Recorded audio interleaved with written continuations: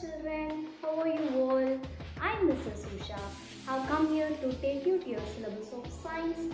In this session, what we are going to study, why we are going to study and how we are going to study. Come, let's go and watch.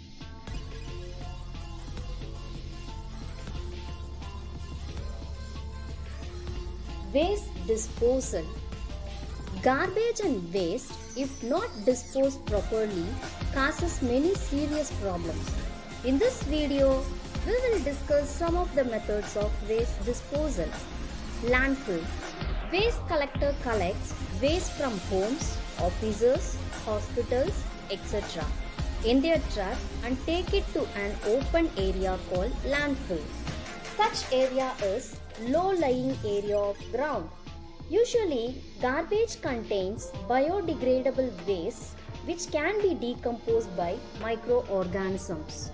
Garbage also contains non-biodegradable waste which cannot be decomposed by microorganisms. In landfills, the non-biodegradable waste is separated from the garbage. Remaining biodegradable waste is spread over the ground and buried under a layer of soil for decomposition. Reconstruction is restricted in such areas. Once the landfill is filled completely, the area is used for park. Composting. The method of producing manure from biodegradable waste is called composting.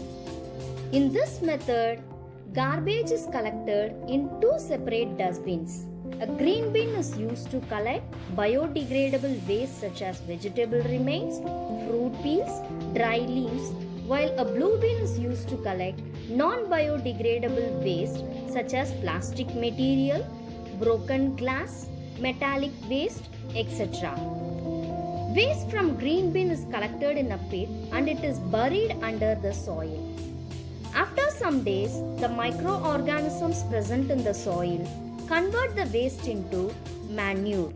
This is called composting. It is possible to add heaps of garbage in the same pit with some days interval until the pit gets filled with manure. It is then used as manure in garden or farms. Vermicomposting. An improved method or traditional composting is called vermicomposting. It is basically the decomposition of organic material by earthworms. Here are the steps to do so. First, dig a pit of about 30 cm deep and place where there is a moderate temperature, not so cool, not so hot. Prepare a 2 cm layer of sand in this pit. Spread the vegetable waste, plant leaves, husk and similar waste in the pit. Do not press the layer, give it loose. Now apply some quantity of water to make it wet. Buy some earthworms and put them in this layer. Cover the pit with gunny bags so the birds will not eat the worms. Feed the earthworms with food such as vegetable and fruit waste.